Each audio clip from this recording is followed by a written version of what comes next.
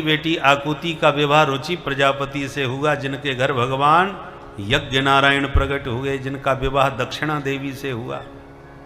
इसलिए बिना दक्षिणा के यज्ञ कभी सफल नहीं होता। पत्नी के बिना जैसे पति यज्ञ का पूर्ण अधिकारी नहीं होता, पत्नी के साथ बैठ करके ही वह यज्ञ करने का अधिकारी बनता है। ऐसे ही भगवान यज्ञ देव की पत्नी कौन? दक्षिणा देवी। दक्षिणा के बिना यज्ञ कभी सफल और परिपूर्ण नहीं होता। तीसरी बेटी सबसे छोटी मनु महाराज की नाम है, जिसका प्रसूति। इनका विवाह दक्ष प्रजापति के साथ में हुआ। दक्ष प्रजापति से 16 बेटियों का जन्म हुआ।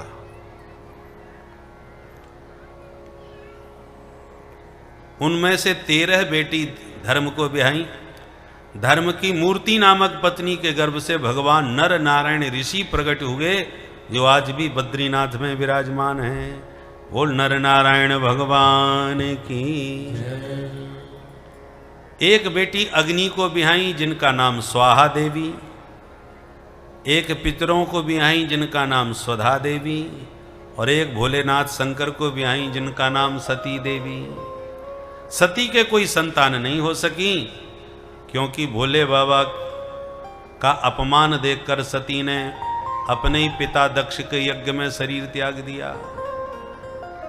विदुर जी ने प्रश्न किया कि ससुर दमाद में ऐसा क्या झगड़ा हो गया जो सती को शरीर त्यागना पड़ा। सुखदेव श्री मैत्री जी कहते, सुनो विदुर जी, एक बार दक्ष की विशेषताओं से प्रभावित होकर के ब्रह्मा जी ने उन्हें प्रजापति बना दिया। प्रजापति का पद भी बहुत बड़ा होता है। उन प्रजापति के पद के सामने इंद्र का पद भी छोटा होता है। कल्पना कीजिए, मनुष्य जीवन में जो सबसे ज्यादा सुख सामग्री जिसके पास होती है, वो है चक्रवर्ती सम्राट। सारी पृथ्वी का एक छत्र सम्राट कोई हो गए। आजकल तो वो बात नहीं रही, और पहले हुआ करती थी। चक्रवर्ती सम्राट जो सारी धरती पर अपना प्रभाव जमाते थे। आज पैसे की कमी नहीं है, वर्चस्व की ही तो लड़ाई है। मनुष्य में सर्वोत्तम आनंद जिसको प्राप्त होता है, वो सम्राट। मनुष्य कैर भोग्यई संपन्न तयः समनुष्याणाम। मनुष्यों का सर्वश्रेष्ठ जितना सुख होता है, जो सम्राट को प्राप्त होता है, उससे 100 गुना अधिक पितरों को प्राप्त होता है, जिसे पितृलोक कहते हैं। और पितरों को जो आनंद प्राप्त होता है, उससे 100 गुना अधिक गंधर्वों का आनंद होता है। जो स्वर्ग में गंधर्व गायन करते हैं, उनके पास पितरों से भी 100 गुना अधिक आनंद होता है। और गंधर्वों को जितना आनंद होता है, उससे 100 गुना अधिक कर्मदेवों को आनंद प्राप्त होता है। कर्मदेव माने जो अपने दिव्य शुभ कर्मों के बल पर देवता बन जाते हैं, वो कर्मदेव कहलाते हैं।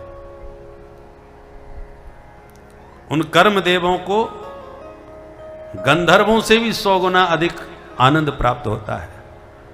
और कर्मदेवों को जो आनंद प्राप्त होता है, उससे 100 गुना अधिक अजान देवों को प्राप्त होता है। अजान देव माने जो निरंतर स्वर्ग में ही निवास कर रहे हैं, और पूरे मनवंतर के लिए जो नियुक्त कर दिए गए हैं, जैसे देवराज इंद्र, ये अजान देव कहलाते हैं। 100 यज्ञ जो करता है इस धरती पर, वो देवराज इंद्र बनता है। तो इंद्र को जो आनंद प्राप्त होता है, वो कर्म देवों से 100 गुना अधिक होता है। और इंद्र को जितना आनंद प्राप्त होता है, जो स्वर्ग का राजा है, उससे 100 गुना अधिक आनंद प्रजापति को प्राप्त होता है, जो पद दक्ष को ब्रह्मा जी ने दिया है। इसलिए प्रजापति का पद बहुत ऊंचा होता है।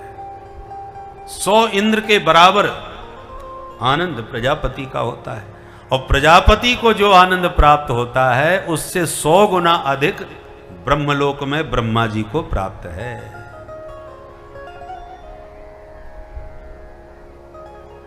ये आनंद की श्रेणी है।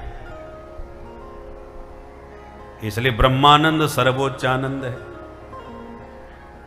तो प्रजापति का पद जब दक्ष को प्राप्त हुआ तो सभी देवताओं ने बड़ा भारी उनका सम्मान समारोह किया। उस समारोह में ब्रह्मा विष्णु महेश तक आए, और जो प्रजापति बने दक्ष ने सभा में प्रवेश किया तो सभी ने खड़े होकर अभिनंदन किया। आइए आइए महाराज, स्वागत है आपका, स्वागत है आपका, सुस्वागतम। कोई विधायक बन के आता है, कोई एमपी बन के आता है तो सब जनता स्वागत करती है, और मंत्री बन के आवे फिर तो कहना ही क्या है, और मुख्यमंत्री बन जाए फिर तो हेलीकॉप्टर से उड़ करके जब अपने गांव मुख्यमंत्री जावे तो पूरा गांव उमड़ पड़ता है, पूरा प्रशासन स्वागत में लग जाता है। तो प्रजापति के पद पर बैठ करके आए हैं, नियुक्त होकर के आए हैं, इसलिए सारे देवताओं ने बड़ा भारी स्वागत किया दक्ष का। सभी लोग स्वागत में खड़े हो गए दक्ष के, पर 3 लोग नहीं खड़े हुए। कौन? ब्रह्मा विष्णु महेश। तो दक्ष ने देखा कि सब खड़े हैं, ये 3 कौन बैठे हैं? ब्रह्मा जी पर ध्यान गया, अरे ये तो हमारे पिताजी हैं, कोई बात नहीं, बैठे रहो। श्रीमन नारायण को देखा, बोले अरे ये तो हमारे दादाजी हैं, कोई बात नहीं, बैठे रहो। पर जो शंकर जी को देखा तो इसका मूड खराब हो गया, ये तो मेरा दामाद है, इसको मैंने अपनी बेटी ब्याही है। तो दामाद का स्थान तो पुत्र के बराबर होता है, ससुर जी का पद बड़ा होता है।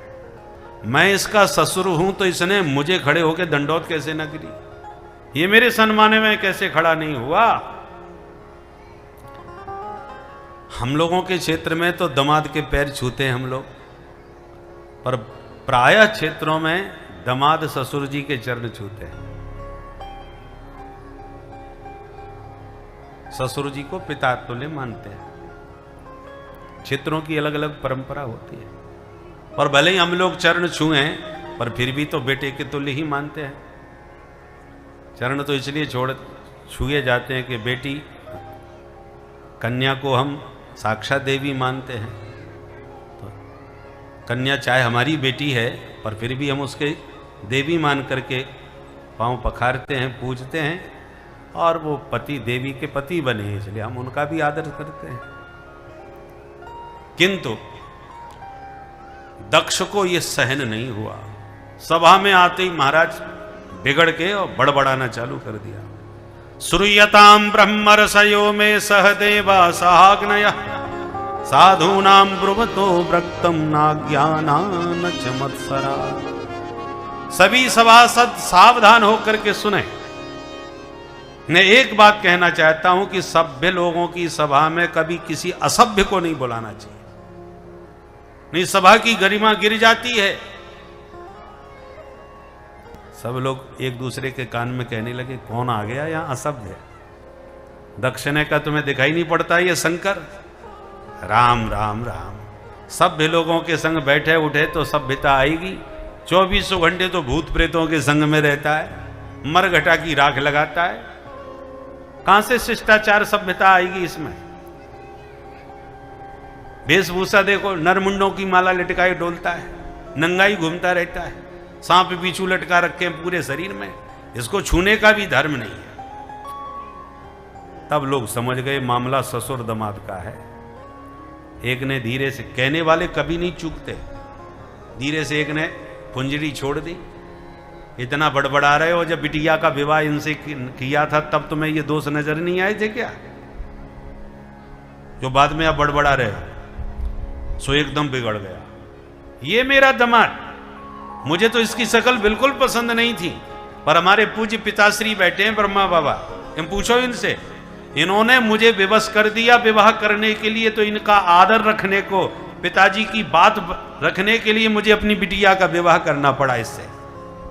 अन्यथा तुम ही सोचो, कहा मेरी मृगलोचनी कन्या सती, और कहा ये बंदर जैसी आंख वाला शंकर। गृहीत्वा मृग सावाक्षा पाणी मरकट लोचना। जब शंकर जी को मरकट लोचन कहा, बंदर जैसी आंख वाला, तो शंकर जी के बगल में नंदीश्वर बैठे थे, उनका मूड खराब हो गया। हरिहर निंदा सुनई जो काना, होए पाप गौ घात समाना। मैं अपने स्वामी की निंदा सहन नहीं करूंगा। नंदीश्वर बिगड़ गए। बोले बाबा ने नंदीश्वर को इशारा किया, कोई बात नहीं, कोई बात नहीं, शांत रहो भैया, जो हमको गाली दे रहे हैं ना वो कोई और नहीं है, हमारे ससुर जी ही हैं, और ससुराल की गाली सबको खानी पड़ती है भाई, हम भी खा रहे हैं, तुम भी सुनो। नंदीश्वर बेचारा शांत हो गया। जब गाली इनको अच्छी लग रही है तो हम बीच में क्यों विघ्न डालें। नंदीश्वर शांत। अब दक्ष गाली पर गाली दिए जा रहे हैं और महादेव चुपचाप मुस्कुरा के सुनते जा रहे हैं। अब आप किसी पर लाल पीले होके उसे गाली दो और सुनने वाला तुम्हारी गाली का आनंद ले तो मूड और खराब होता है। क्या विचित्र बेशरम है, कोई फर्क ही नहीं पड़ रहा। सो गाली देते देते अंत में क्रोध इतना बढ़ गया कि दक्ष ने शाप ही दे दिया। मैं इस शंकर को शाप देता हूं, आज के बाद किसी यज्ञ में इसको भाग न दिया जाए। और महादेव कुछ नहीं बोले। नंदीश्वर का माथा गर्म हो गया। सीधे उठ करके बड़ नंदीश्वर ने जवाब दिया, हे प्रजापति, पद के मद में महादेव की महिमा भूल गए।